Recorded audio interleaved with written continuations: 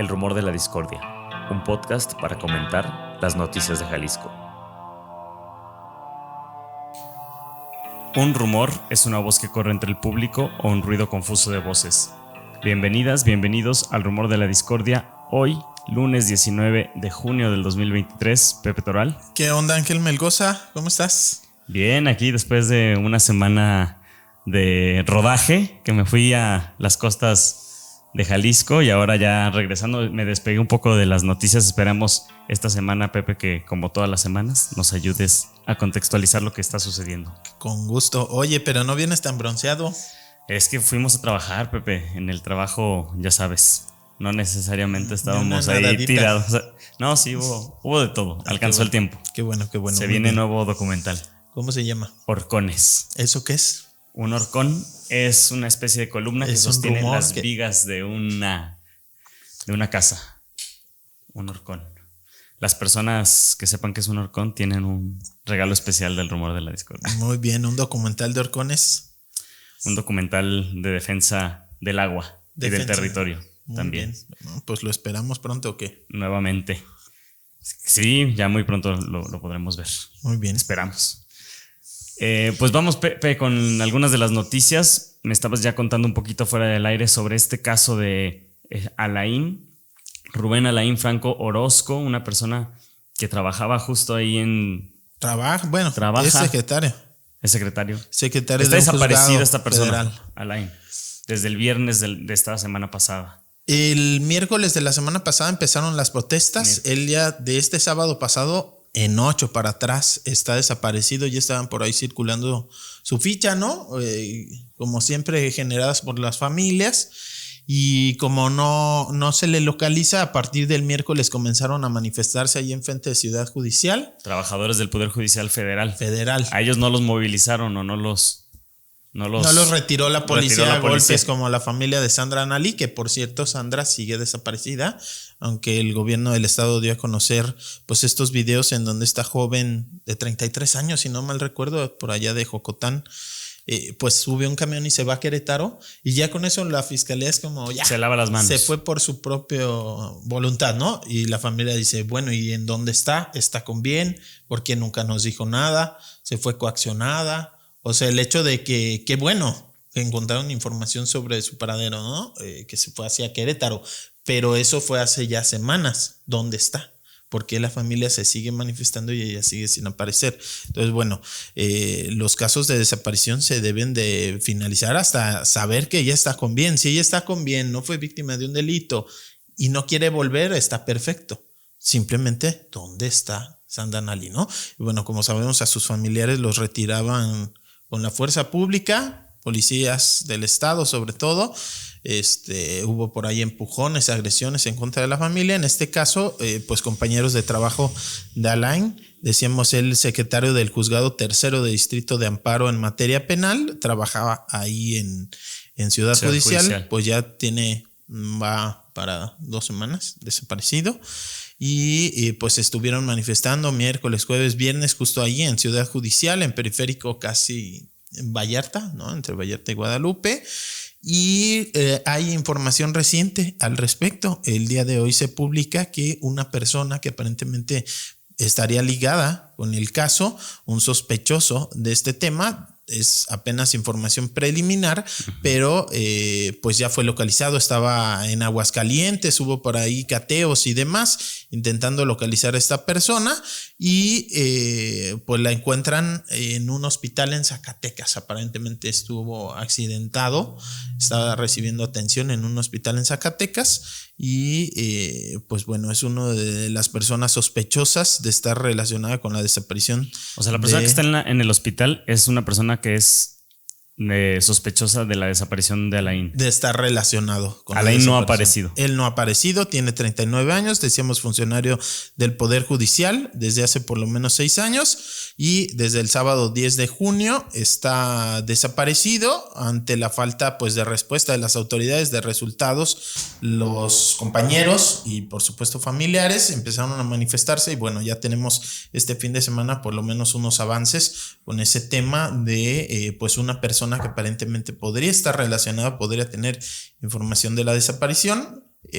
pues ya detenida o por lo menos ubicada en Zacatecas en colaboración con la Fiscalía de ese estado, pues ya pues buscando que dé respuestas, ¿no?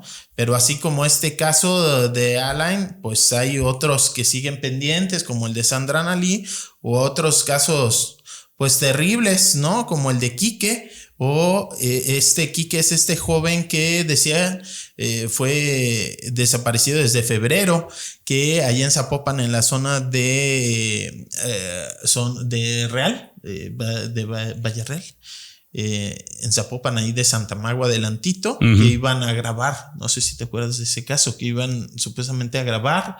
A instalar unas... No me acuerdo. Iban a grabar, aparentemente había... ¿Instalar cámaras de seguridad? No, ese es otro caso. Aparentemente iban a un set de grabación y en su momento cuando se investigó, pues se descartó la información porque supuestamente ahí había pues rollos artísticos y demás, ¿no? No había como aparentemente algún delito que perseguir. Él junto con otros 2 jóvenes estaban desaparecidos hasta febrero, los otros 2 siguen en calidad de desaparecidos, pero bueno, lamentablemente en la semana ya se confirma que fue localizado sin vida Quique Esparza. Fue su propia madre quien confirmó que fue localizado sin vida después de 4 meses. Hubo muchas manifestaciones, por ahí estuvo circulando su foto, pues un joven que tenía toda la vida por delante y que lamentablemente pues fue localizado sin vida. Pues es solo una muestra, ¿no? de la violencia que estamos viviendo. Y otro tema también tremendo, el que fue localizado sin vida un ganadero de Huejúcar en la zona norte. Oye, Pepe, pero también del caso de Quique, o sea, sorprende que las autoridades no se pronunciaron, ¿no? Incluso en la nota de NTR dicen que se buscó tanto a la Fiscalía del Estado como al Instituto Jalisciense de Ciencias Forenses y que no se dio información sobre las circunstancias del hallazgo ni el avance que se tiene en las investigaciones, pues de la desaparición y ahora pues presunto que asesinato o la muerte sin respuesta de Quique. Sí, y él desapareció junto con otros 2 jóvenes, entonces también todavía falta mucha información, ¿no? ¿Qué pasó con los otros 2 jóvenes? ¿Fueron localizados también o no? ¿Con vida o sin vida? Digamos, solo se sabe a través de las familias, ¿no? La propia fiscalía pues no ha dado mucha información. Y bueno, este caso de el ganadero y su trabajador, ambos de Huejúcar, un día antes de que fuera localizado sin vida, su hija lanzó un video en donde le pedía a la gente que se lo llevó que lo regresen. Ella comentaba, Anaís Ponce, que es hija de este señor Víctor Manuel Ponce Ríos, ganadero de Huejúcar, que desde el 23 de mayo se lo llevaron. Y no le robaron nada, no hubo como sustracción de ninguna pertenencia y pues le pedí a las personas que se lo llevaron que por favor ya lo regresaran. Un día después pues ya localizan sin vida lamentablemente a este ganadero y a su trabajador Luis Fernando García Pérez.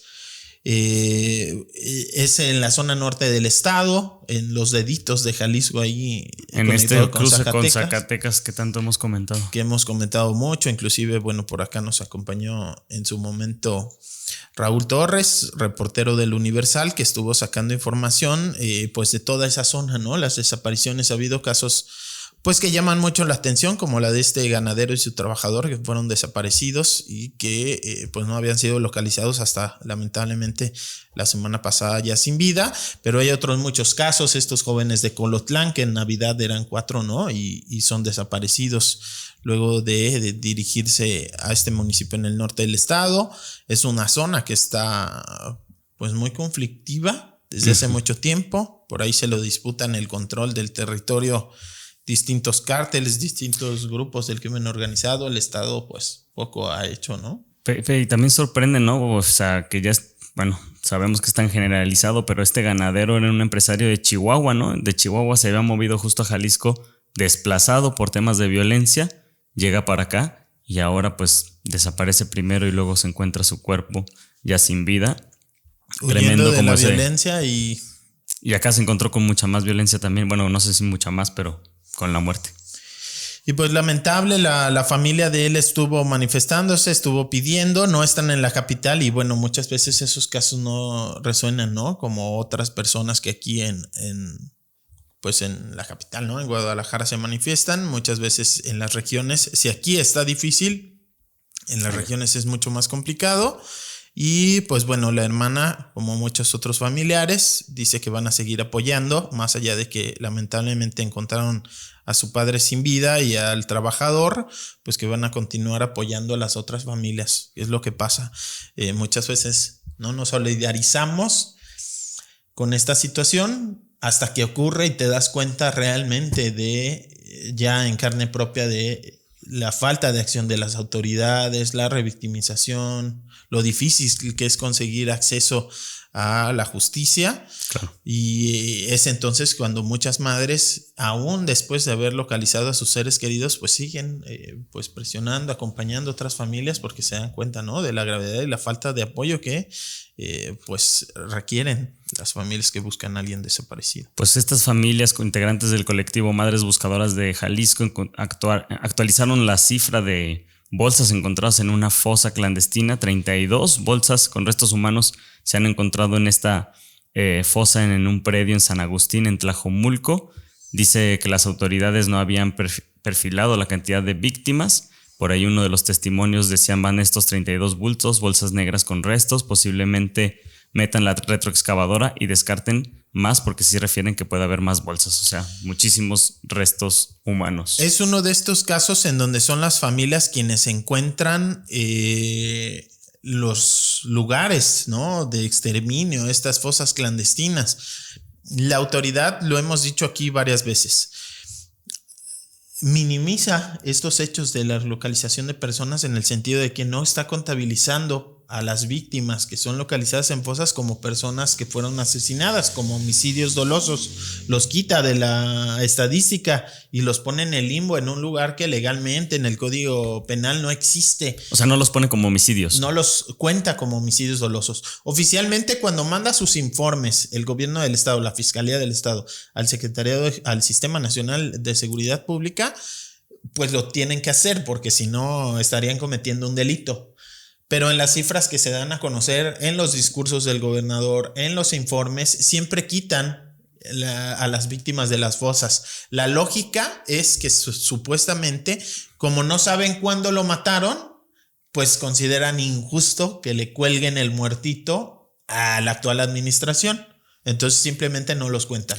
Ya como que en el estado en el que nos encontramos de violencia y de tragedia, creo que no estaría como para estar hablando de si se le cuelga, si no se le cuelga. Todos sabemos que estamos en un estado de indefensión muy alto y bueno, lamentable como esas actitudes, ¿no? Esta fosa se encontró el miércoles pasado. El jueves es cuando se actualizaba que ya llevaban 32 bolsas. No sé si al día de hoy se han encontrado aún más, pero bueno, otra fosa en Tlajomulco, donde ya hemos comentado, ¿no?, que es el municipio, pues a nivel nacional, creo que ya destaca por el número de fosas que han sido descubiertas ahí. Y la cantidad de cuerpos, ¿no? O sea, es brutal. Sí. No sabemos estas 32 bolsas cuántos realmente cuerpos, porque lamentablemente los segmentan, ¿no? Los cortan. Pero pues es una cantidad inmensa y son fosas que localizan las familias. Son fosas que no está encontrando el gobierno necesariamente, sino las propias familias que consiguen testimonios anónimos, que reciben pistas y van, encuentran el lugar, y es hasta que lo encuentran cuando llaman a las autoridades, y muchas veces sin recibir la protección necesaria, sin la celeridad que merecería un caso como este. El domingo publicó Mural una entrevista de Noé Magallón muy interesante con José Raúl. Él hace este tipo de búsquedas de campo.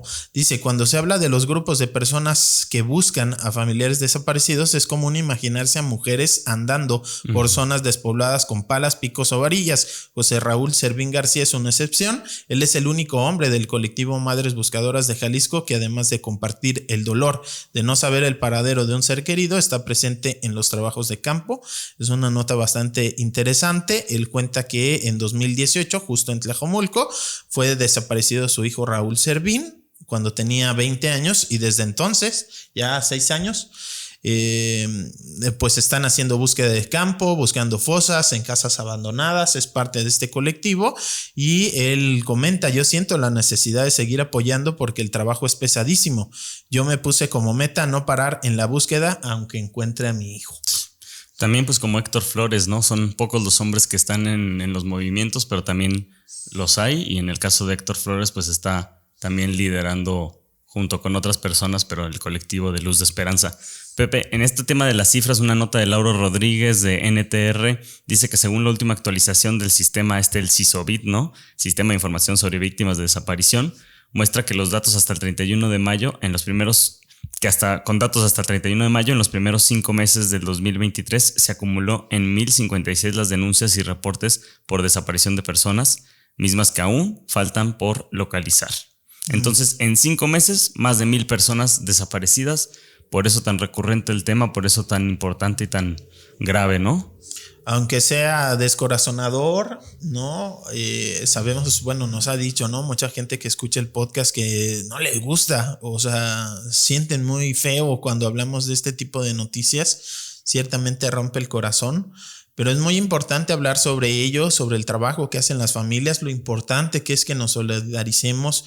Si nos encontramos una manifestación en la calle, a mí me ha tocado ver gente que les mienta a la madre y pónganse a trabajar. Este tipo de reacciones es como, hay que ponernos en los zapatos de estas familias, apoyarles, justamente porque muchas veces es hasta que hacen ruido, hasta que presionan a la autoridad, cuando empiezan a recibir respuesta, cuando empiezan a ver resultados, y porque también su propio trabajo independiente, como estas madres buscadoras o como pues quienes van y pegan en las calles, quienes van a las regiones del estado a preguntar, a buscar, a investigar, pues muchas veces son ellas, estas familias, las que consiguen localizar. Y hacen la chamba. Pepe, también este Consejo Estatal Ciudadano del Comité de Coordinación del Sistema Estatal de Búsqueda de Personas, así de largo está el nombre, pero ya habíamos platicado, ¿no? Que estaban buscando, les quedaban, no me acuerdo si 4 o 6. 5, si no me equivoco. Asientos, pero bueno, también ellos emitieron una serie de recomendaciones, entiendo. Son 124, si no me equivoco aquí, recomendaciones hechas. Es una nota de Enrique Osorio en Mural, que no se han... A ver, dice, son 124 recomendaciones hechas en lo particular a 6 instituciones estatales de los 125 municipios. La nota pues es básicamente que no se le ha dado un seguimiento. De entrada, hasta ayer no había sido posible notificar a los ayuntamientos las 14 recomendaciones que extendieron hacia ellos para mejorar la intención de las víctimas y cumplir con la ley de desaparecidos del estado. Es una nota del martes 13 de junio pasado. Es bien importante porque es el órgano oficial a través del cual pueden incidir las familias, ¿no? Digamos, la ley garantiza que puedan participar las familias en los cambios en las leyes, en las propias búsquedas, en las investigaciones de sus seres queridos, pero la vía oficial, ¿no? Reconocida en la ley es a través de este consejo. Sí. Y similar como a la Comisión Estatal de Derechos Humanos y otro tipo de organismos independientes, pueden hacer recomendaciones y señalarle a las autoridades, a ver, aquí en este tema está fallando, aquí otro, ¿no? Emitieron más de 100 y de entrada muchas las autoridades, sí, se las rechazaron. Las aceptaron. A ver, de las 110 recomendaciones, aquí va diciendo, de las 124, 110 van para la Fiscalía Especial de Personas Desaparecidas, el Instituto Jalisciense de Ciencias Forenses, la Comisión de Búsqueda del Estado, la Comisión Ejecutiva Estatal de Atención a Víctimas, la Secretaría General de Gobierno y el Comité Coordinador del Sistema Estatal de Búsqueda. Ok, de esas 110 recomendaciones, solo 30 fueron aceptadas en su totalidad, 31 fueron aceptadas parcialmente y 10 quedaron indefinidas, mientras que 39 no fueron aceptadas por las autoridades. O sea, el número más grande de todas estas clasificaciones es no acepto la recomendación, ¿no? Y como lo dice su nombre, son recomendaciones. Por eso es importante darle seguimiento, por eso es importante presionar, porque bueno para las autoridades pues es muy fácil decir, no, estas no te las acepto, y luego las que sí acepto parcialmente y las que sí acepto totalmente. Luego, ¿cuál es el mecanismo para obligarle a cumplirlas? No lo hay, ¿no? ¿Cuál es? Pues presión política. Y esta gente del Consejo Estatal Ciudadano del Comité de Coordinación del Sistema Estatal de Búsqueda de Personas dan entrevistas. Sería bueno invitarlas para hablar de esas 124 4 recomendaciones y de las 39 que fueron rechazadas, ¿no? Sí, dan entrevistas. Hay madres, pero también hay académicos y también gente de la sociedad civil. Por ejemplo, Ana Carolina Chimiak del CEPAD es una de las integrantes. Sí suelen dar entrevistas. Sería interesante que vinieran a platicar ya más a detalle, ¿no? Cuáles son las más importantes, cuáles de las que rechazaron hubiera sido importante que reconocieran, los principales pendientes y demás. Es un organismo importante que muchas veces no tiene esa atención que merece, justo, insisto, porque es la vía oficial en la cual pueden incidir las familias dentro de las instituciones. Claro. No hay otra, más allá de presionar políticamente, ¿no? De intentar que te hagan caso, de hacer investigación y llevársela a las autoridades. Pero digamos, como para hacer cambios en las leyes, cambios en los funcionamientos, este es el organismo que permite, ¿no? La ley, la intervención. Y estaría buenísimo entender cuál es el contenido de esas recomendaciones, porque también así por número podemos decir de cómo que 39 no fueron aceptadas cuando no sabemos como el calado que tienen esas 39 frente a las otras 30 que sí fueron aceptadas, ¿no? Por ejemplo, justamente Carolina Chimiak le dice a Enrique Osorio para esta nota: hemos percibido una disposición de las autoridades de sumar esfuerzos y trabajar en conjunto. Claramente nos preocupa la cantidad de las recomendaciones no aceptadas, pero valoramos la apertura de brindar mayor explicación y justificación. Pues sería buenísimo poder contar con Carolina en próximos días, Pepe. Seguro que sí aceptaría venir, vamos a intentarlo. Pues lamentablemente hay muchísima información, ¿no? Sobre personas clandestinas, personas desaparecidas, sobre fosas clandestinas. ¿Qué ha ocurrido en la semana? Es un tema al que le tenemos que seguir dando seguimiento semana a semana. Y bueno, pues algo relacionado con desapariciones pasadas es el del antimonumento. Por ahí, con la memoria, ¿no? Con el recuerdo, con tener presente la problemática y el involucramiento hasta cierta medida de las autoridades estatales, como en el caso de las protestas del 4, 5 y 6 de junio del 2020. Sí, recordemos estas protestas que surgen a raíz de una ejecución extrajudicial, un asesinato por parte de policías municipales de Ixtlahuacán contra este joven Giovanni López en Ixtlahuacán de los Membrillos, y que en torno a las manifestaciones pues hubo una represión brutal, hubo desapariciones forzadas cometidas por elementos de la Fiscalía del Estado. Y a 3 años de esos acontecimientos se instaló este antimonumento, que básicamente era un 5 y una J, recordando el 5 de junio. Lo instalaron sin permiso, como así se hacen los antimonumentos, y hay decenas por todo el país que recuerdan este tipo de acontecimientos. Como dice su propio nombre, antimonumento, no es algo de lo que queramos sentirnos orgullosos, orgullosas. Y bueno, se instala y en la noche el gobierno a oscuritas lo retira. Primero, una información que saca Sonia Serrano en NTR, que supuestamente ahora dice el alcalde de Guadalajara que se quitó por seguridad de las personas. Hay supuestamente un documento de la Unidad Estatal de Protección Civil y Bomberos que decía que pues antimonumento, como no sabía Protección Civil y Bomberos cómo lo habían colocado, que podía poner en peligro a las personas. ¿Qué tal si le caía alguien encima? Yo pienso que en lugar de suponer... ¿Qué tal si le caía al alcalde encima y le arruinaba su candidatura? Eso puede suceder, ¿no? Claro. Entonces, pues en lugar de suponer que puede pasar, mejor vas y revisas, ¿no? Mejor vas y lo tumbas y no dices nada hasta una semana después. Ve y revisa cómo lo instalaron, ¿no? Como no sabemos, que lo quiten. Bueno, mejor investiga a ver cómo lo instalaron, ¿no? Oye, Sonia fue a sacarle esta declaración a Pablo Lemus Navarro. No, más bien ella consiguió el documento. Pablo Lemus dijo: lo que pasa es que eso nos lo pidió Protección Civil del Estado. Y entonces lo que consiguió Sonia Serrano es el documento en donde da los argumentos Protección Civil del Estado de por qué ponía en peligro. De acuerdo con lo que dice el documento, o bueno, la nota de Sonia, dice Protección Civil del Estado, o sea, gobierno del Estado a gobierno municipal, a gobierno de Guadalajara, le dice que este antimonumento se conforma de placas metálicas soldadas entre sí, formando perfiles tubulares del número 5 y la letra J sobre una base trapezial del mismo material, estimándose una altura máxima de 3 metros y un peso aproximado de 500 kilogramos. Entonces, de acuerdo con Víctor Hugo Roldán Guerrero, que es el director de Protección Civil, este monumento representaba un peligro para la seguridad de las personas que van por el centro. Entonces, pues al desconocer qué sistema de anclaje se había utilizado para este monumento de 3 metros y pues media tonelada de peso, según estimaciones, pues mejor era retirarlo. Yo pienso, mejor vas y constatas si sí pesa eso, cómo lo instalaron, ¿no? Pero entonces ya se comprometieron a reinstalarlo ahora que saben las condiciones que tiene la estructura. No. Lo que dijo, y eso generó otra polémica aparte, lo que dijo el alcalde es, no, yo sí tengo mucho compromiso con las familias, pero no me puedo comprometer a que se reinstale. Lo que sí les puedo decir es que vamos a poner un memorial para las familias y estamos trabajando en ello. Y eso generó otra polémica porque Héctor Flores del colectivo Luz de Esperanza emitió un comunicado en el cual advirtió que las familias no estaban de acuerdo con ese memorial que pues pretendía instalar el gobierno municipal.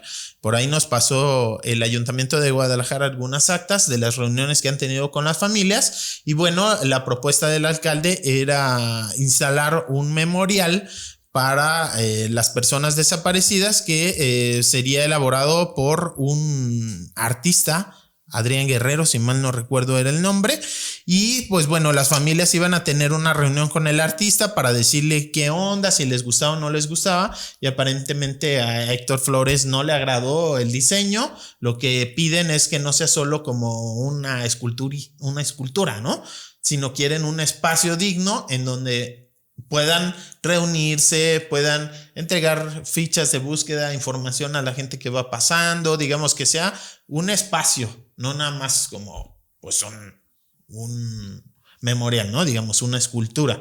Entonces, en lo que quedó el acuerdo fue, ok, el balón está en la cancha de las familias tienen que ponerse de acuerdo, los distintos colectivos, no solo Luz de Esperanza, está Familias Unidas por Nuestros Desaparecidos en Jalisco, FUNDEJ, está Entre Cielo y Tierra y otros colectivos de familias también.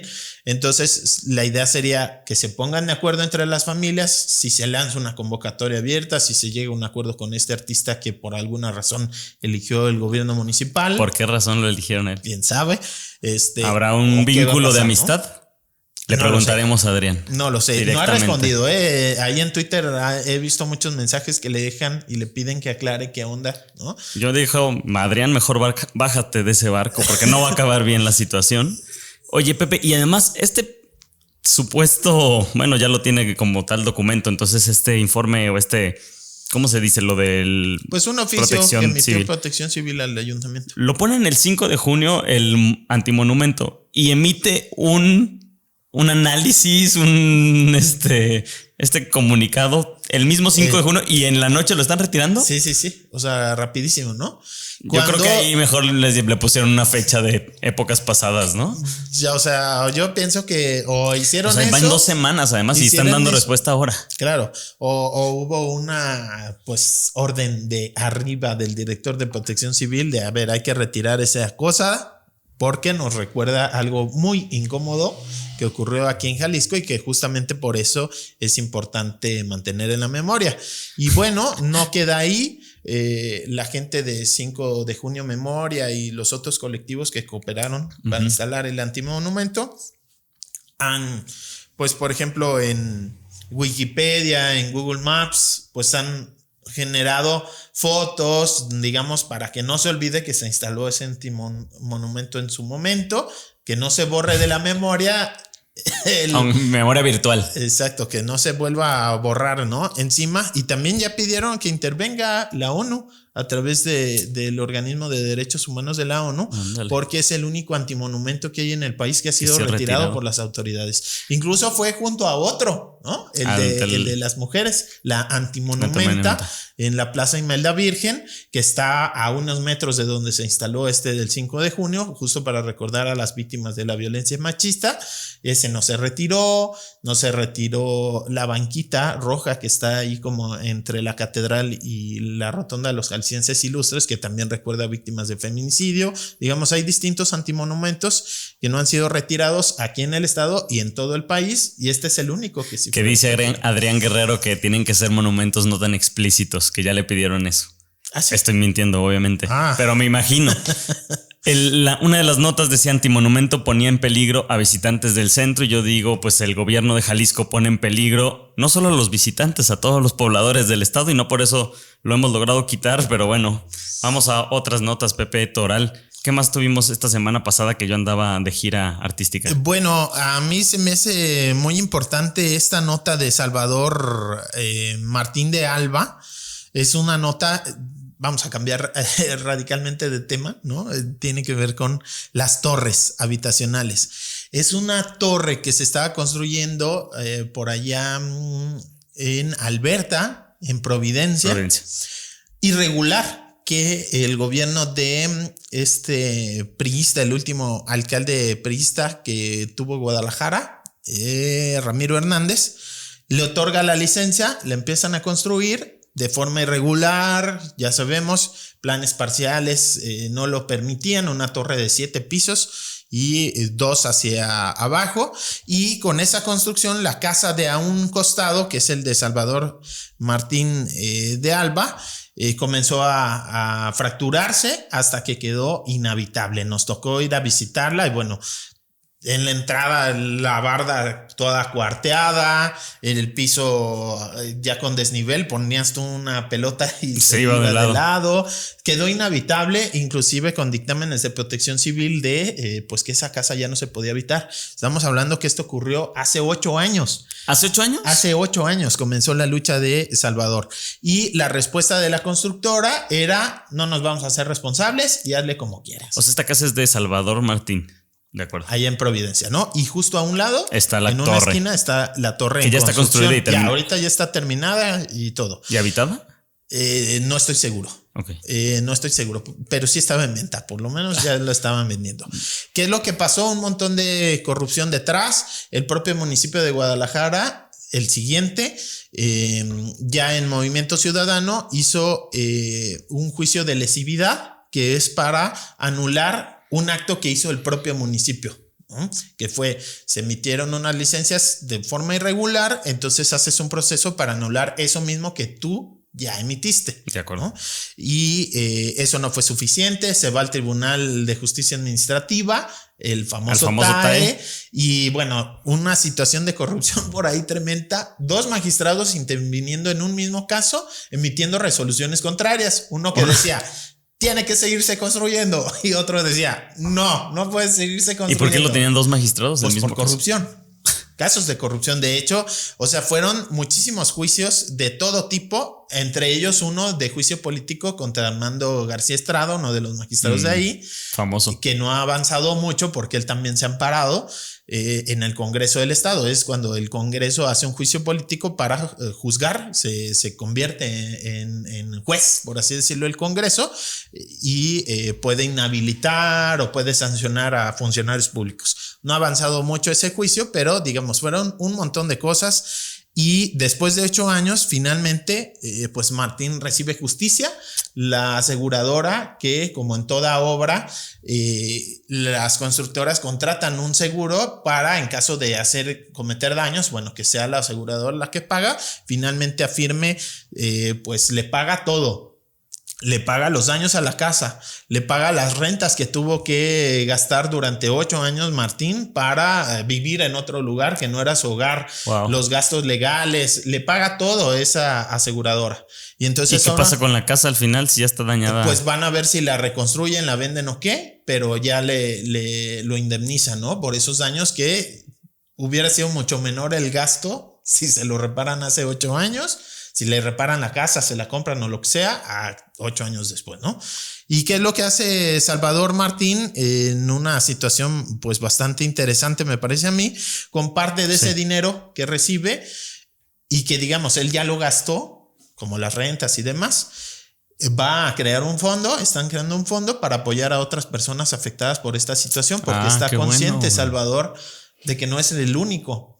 No es el único afectado. Y seguramente a lo largo de 8 años se ha relacionado con muchísima más gente afectada. Y sus propios abogados que han defendido en otros casos similares, pues se lo propusieron y él de muy buena gana dice Simón. Y además esto es un precedente, ¿no? O sea, seguramente ya habrá también un camino que pueden seguir otras personas afectadas. Exacto. ¿Cómo se va a llamar este fondo? ¿Tienes idea? Creo que no tiene un nombre como tal. Es un fondo que está estableciendo el equipo de Salvador Martín de Alba. De entrada, el primer anuncio que hicieron en la semana fue que las primeras personas a quienes iban a apoyar era la gente de Jardines de la Paz, quienes están luchando contra la construcción de este vaso regulador en San Rafael. Les van a apoyar por ahí.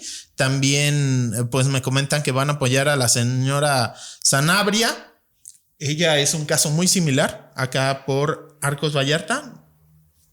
Construyen una torre junto a su casa queda inhabitable, se tiene que ir de ahí y nunca consigue que la constructora que hizo esa torre se haga responsable de los daños en su vivienda. Es un caso muy similar, una señora ya mayor a quien todos los políticos le han prometido que le van a ayudar y no le han ayudado. Bueno, pues ya aparentemente también ya están en pláticas con ella para ayudarle en lo legal con parte de este fondo, y lo que están anunciando es pues a cualquier persona que haya sido afectada por construcciones de torres irregulares o proyectos que haya para la defensa legal, para visibilizar este tema. Bueno, pues va a haber un equipo que va a analizar los casos y con este fondo de recursos se van a estar apoyando.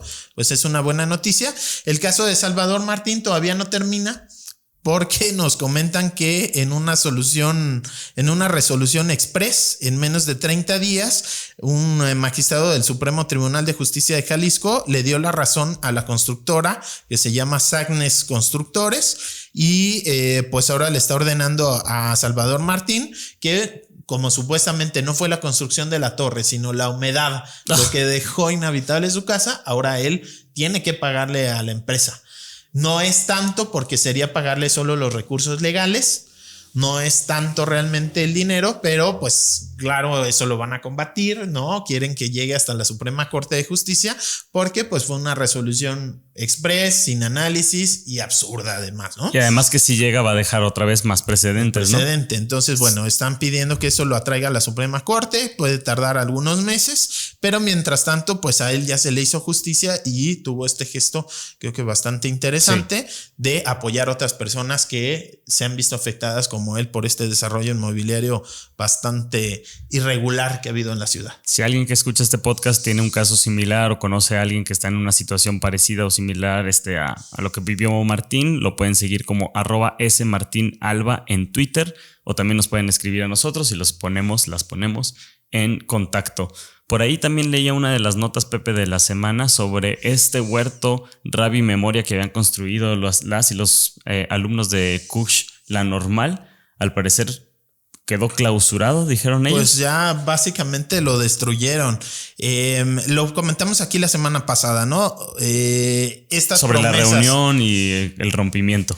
Sí, en donde este primer diálogo pues terminó muy mal. Las promesas que les había hecho la autoridad de la Universidad de Guadalajara de pues respetar a quien no quisiera estudiar en Kush Belénes, que se pudiera quedar en la normal, pues eran prácticamente incumplibles. Las condiciones que les daban eran imposibles. Al final de cuentas fueron promesas vacías esas. Y bueno, entre las cosas que hicieron durante los 22 días que estos estudiantes tomaron las instalaciones de Kush La Normal fue en el Jardín de Filosofía. Una parte la convirtieron en un huerto, le llamaban Huerto Rabia y Memoria. Y bueno, pues ahí empezaron a sembrar hortalizas, trabajo, ¿no? Y su intención era seguirlo trabajando.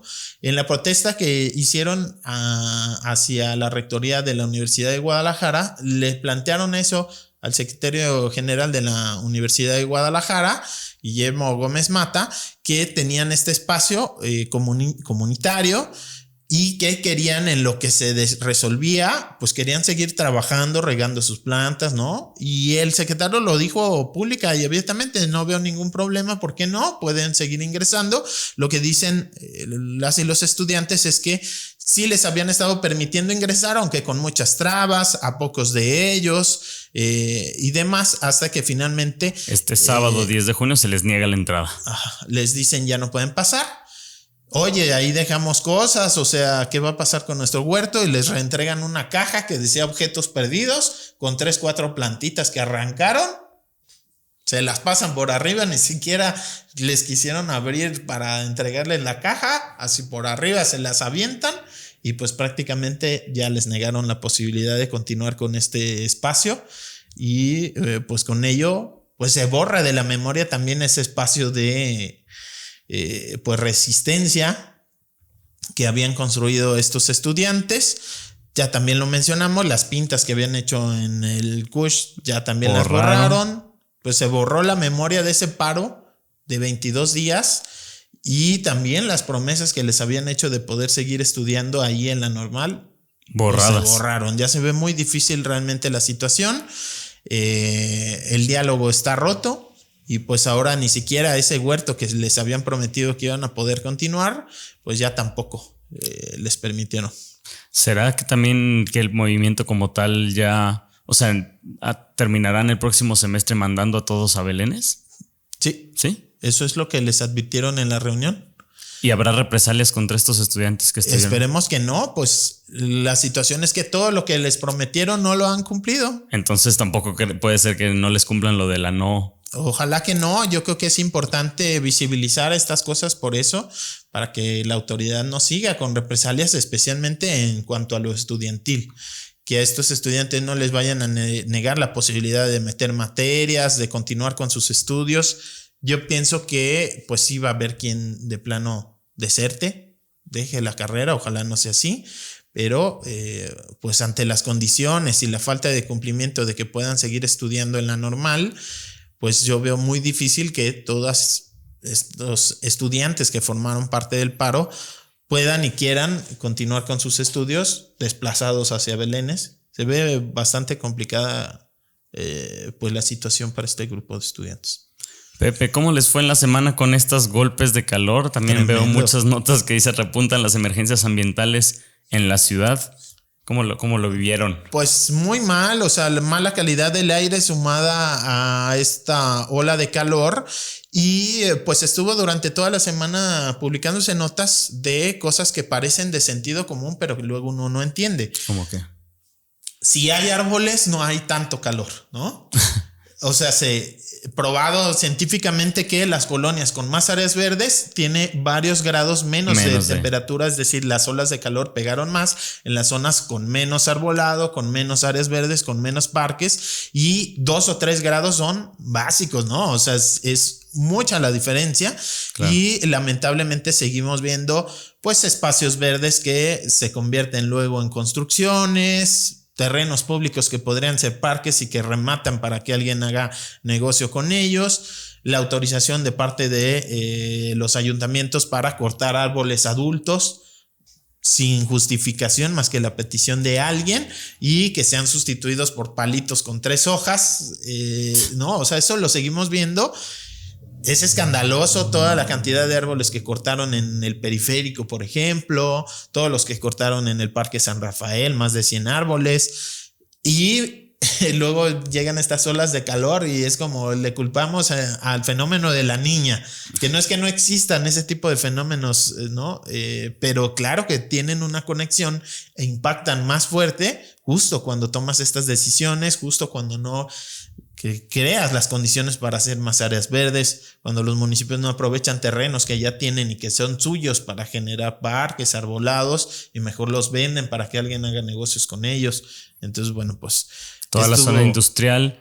Por ejemplo, hay una nota de Fernanda Carapia en Mural que dice de ITESO a la NASA, y es que un equipo del ITESO se pondrá a trabajar en un proyecto que lidera la NASA y junto al Instituto Politécnico Nacional y la UNAM, para disminuir, dice, o para que la información que van a generar se utilizará para el combate en los incendios forestales. Luis Rizo Domínguez, coordinador de la especialidad en sistemas embebidos del ITESO, explicó que la Universidad Jalisciense estuvo a cargo del desarrollo de un procesador que registra variables como temperatura y presión atmosférica.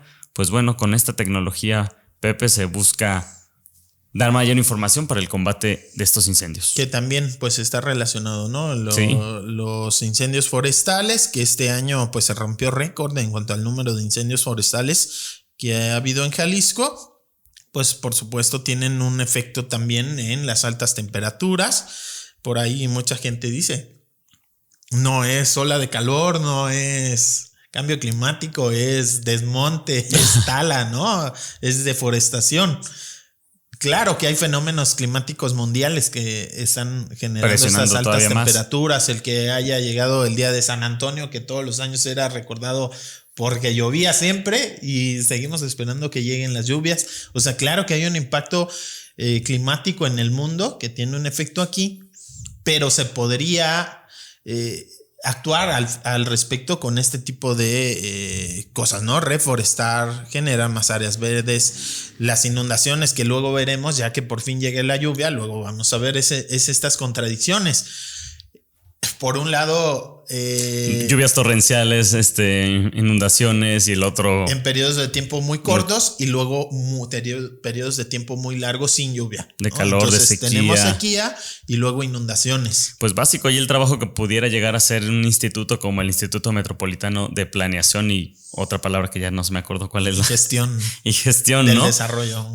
Porque justo desde ahí se podría estar coordinando el diseño de una ciudad como la de Guadalajara y las áreas metropolitanas del estado de Jalisco. De hecho, se está haciendo la actualización del plan de ordenamiento territorial metropolitano. ¿Y la basura? ¿Ya salió el de la basura? No, el día de hoy a las 10 de la mañana se van a manifestar habitantes de Tonalá en la presidencia municipal de Guadalajara porque siguen sin tener una resolución.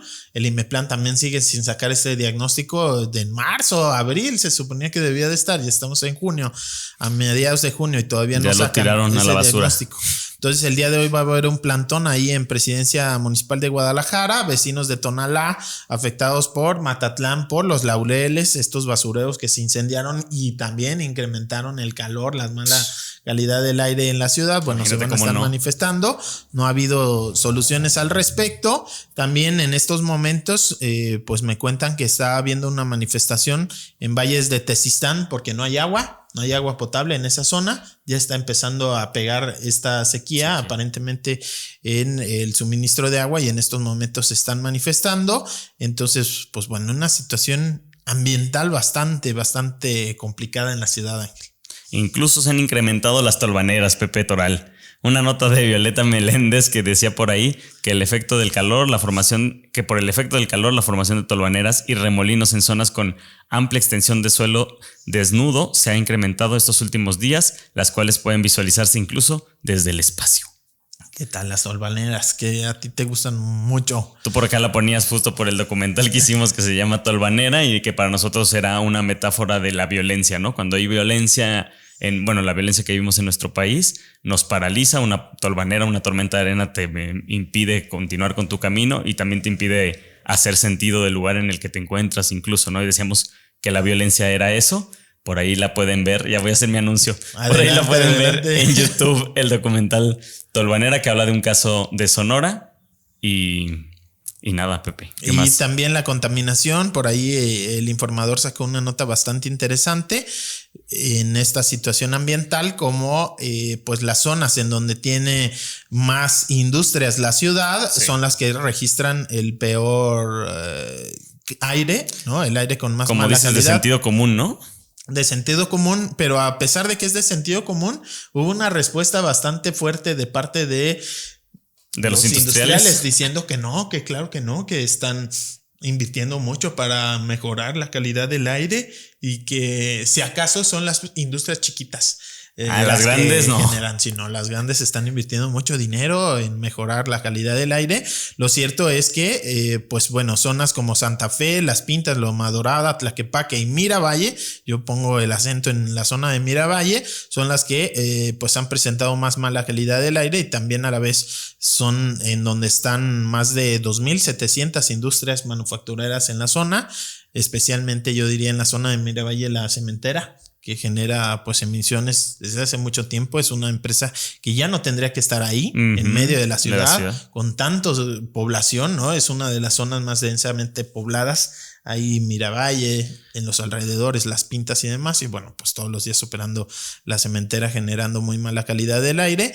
Y súmale este aire tóxico que estamos respirando, de los peores, si no es que el peor que hay en el país, con más mala calidad. Pues súmale el calor tremendo, la deforestación y demás, ¿no? La falta de agua. Por un lado, entonces, para pensarse que se relocalicen estas industrias, y por otro, pues sería bueno pensar en que se les cobrara un impuesto, una cifra que pudiera invertirse en otro tipo de proyectos. Y hablando de otro tipo de proyectos y de relaciones, la nota de Agustín del Castillo en NTR sobre el nuevo Consejo Asesor del Bosque La Primavera me parece interesante. Dice que los ejidatarios tendrán mayoría de asientos en nuestro nuevo Consejo Asesor. Es un consejo que estaba pendiente desde hace más de 40 años cuando se declara como área natural poquito protegida. Tarde llega. A ver, es algo polémico, vamos a ver qué efecto tiene.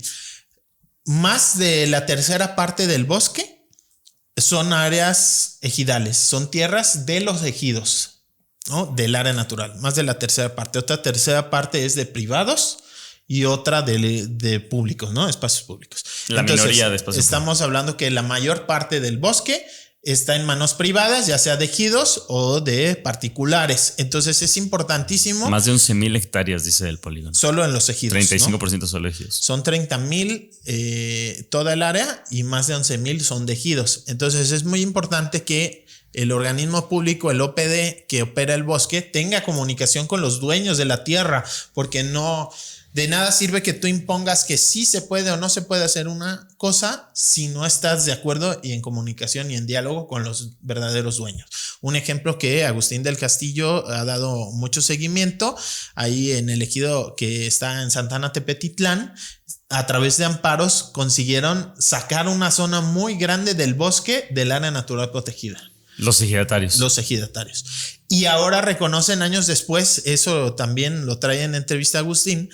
Los propios ejidatarios reconocen que fue contraproducente y que empezaron a tener invasiones, construcciones, ¿no? Y entonces dicen que los otros ejidos nos tomen como ejemplo, porque son muchos ejidos que tienen zonas en el bosque, que nos tomen como ejemplo de lo que no hay que hacer, ¿no? Entonces, lo que se necesita es que haya comunicación, trabajo conjunto entre las autoridades ambientales y los dueños de la tierra en el bosque, que no haya una confrontación, porque los resultados son aún peores.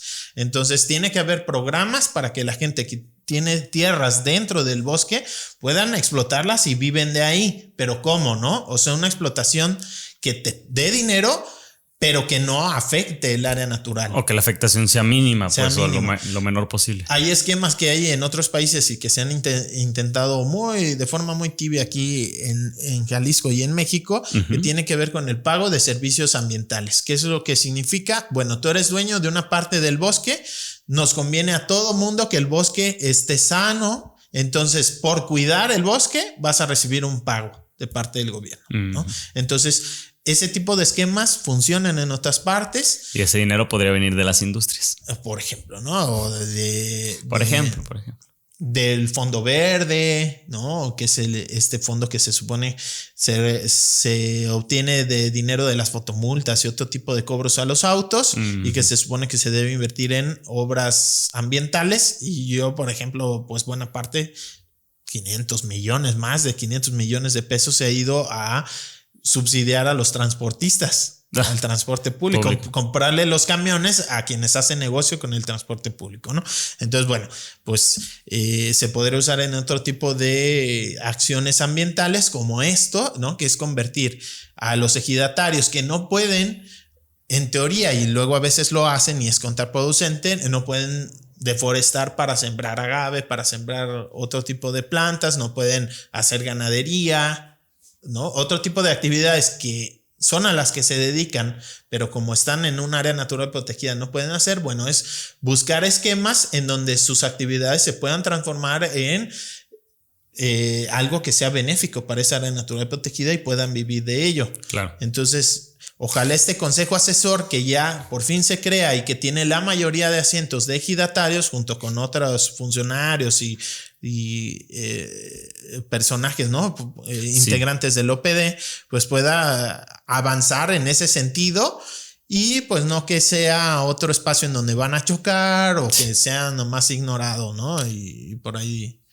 Sí, decía justo aquí la nota que el consejo será conformado o presidido de manera honoraria por el gobernador o por la persona que él designe y que también tendría un presidente ejecutivo que elegirían los consejeros, un secretario técnico que sería el director del área natural protegida, los presidentes municipales de Zapopan, de Tlajomulco, de Tala, del Arenal y representantes de instituciones académicas, centros de investigación, organizaciones sociales, asociaciones civiles, sector empresarial, ejidos y comunidades, propietarios y poseedores en general, dice. Pues muchísima gente, no sé cómo vaya a funcionar esta cosa del consejo y qué relación va a tener con el OPD. Sí, es un consejo asesor.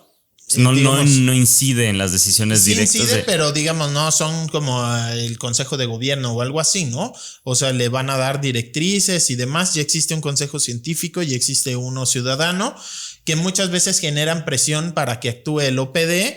También el OPD no tiene suficientes recursos y demás. El gobierno federal, desde que lo entregó al gobierno del estado el manejo del bosque, también se ha pues deslindado un poco, ¿no? De las acciones al interior del bosque. Entonces ojalá también sirva para sumar a todos los niveles de gobierno y pues que eso beneficie al bosque. Vamos viendo si es benéfico o es contraproducente este tema.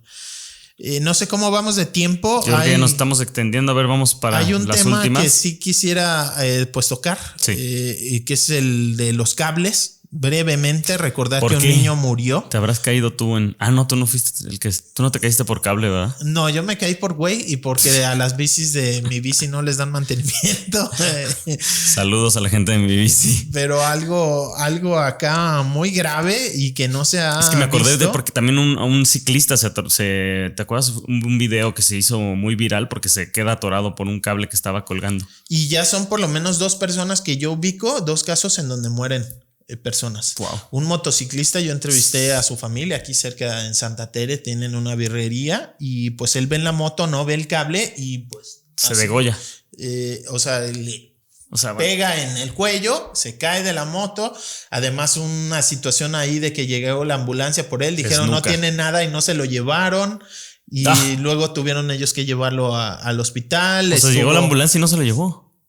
Dijeron que no tenía nada y ya luego la familia lo lleva al hospital, dura un par de días y pierde la vida, ¿no? Y no estaban recibiendo como apoyo de las empresas cableras que están aprovechando ahí es un enredo todo esto de los cables, porque la Comisión Federal de Electricidad les da la concesión de poder usar sus postes para colgar sus cables.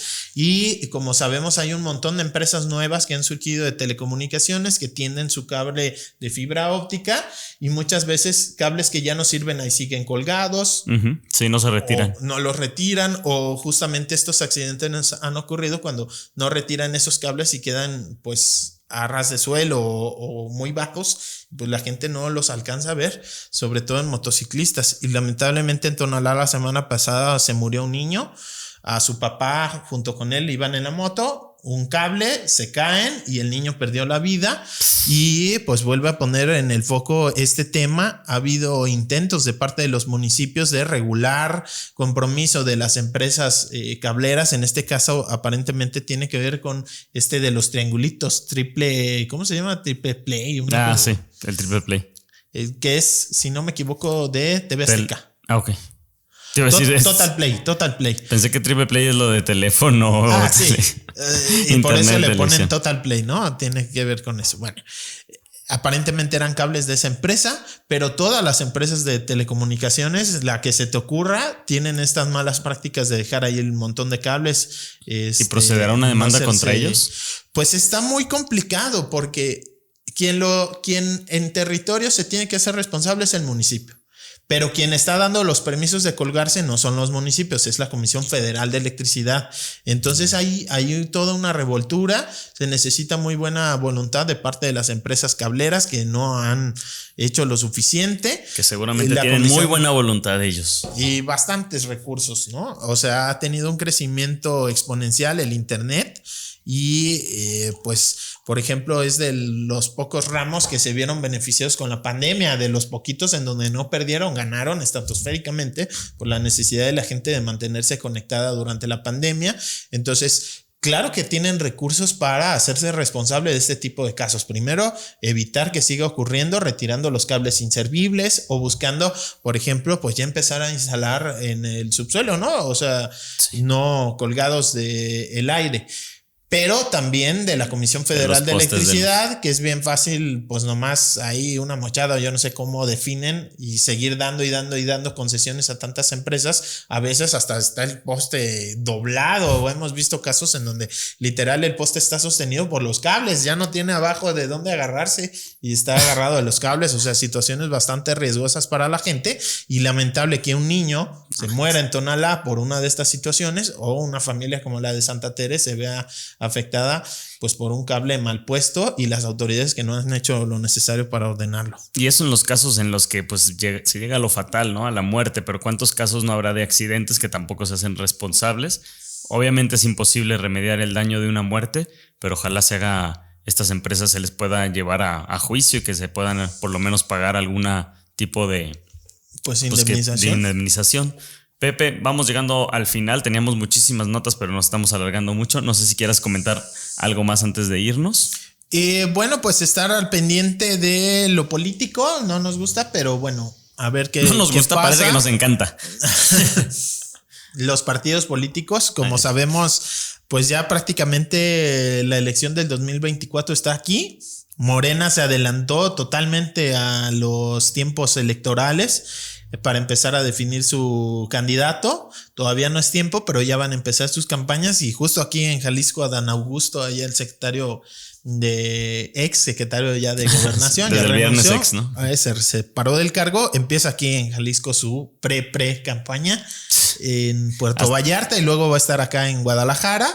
Entonces, bueno, pues ya está aquí la elección del 2024, y los otros partidos es algo así como en sus marcas, listos, y ya empezaron a correr los de Morena y los otros partidos como, ay, qué pedo. Lamentablemente, pues lo que aparentemente va a pasar es que también van a arrancar antes los otros partidos, en lugar de que la autoridad electoral diga, a ver, ¿qué está pasando aquí? Esto es ilegal, no se puede hacer, espérate a los tiempos, por allá de noviembre más o menos son las precampañas. Y no se les podrá multar y hasta... Sí, pero hay muchísima presión de parte del presidente, mano de puerquito a las autoridades electorales. Realmente yo veo muy difícil que algo les vaya a pasar, que vayan a anular una candidatura o algo así fuerte para que realmente se haga cumplir la ley. Lo veo muy difícil, y más bien parece que lo que va a pasar es que los otros partidos también van a empezar ya con sus pre-campañas. Y si ya lo hacen todos, pues ya es como si no pasa nada. Exacto, parece que eso va a pasar. Y bueno, pero cínico también Adán Augusto, que dice que no va a aceptar el dinero que Morena le da para su pre-campaña, que lo va a donar y no sé qué. Y yo venía entrando a Guadalajara y hay como, no sé, unos 10 o bueno, 6 por lo menos espectaculares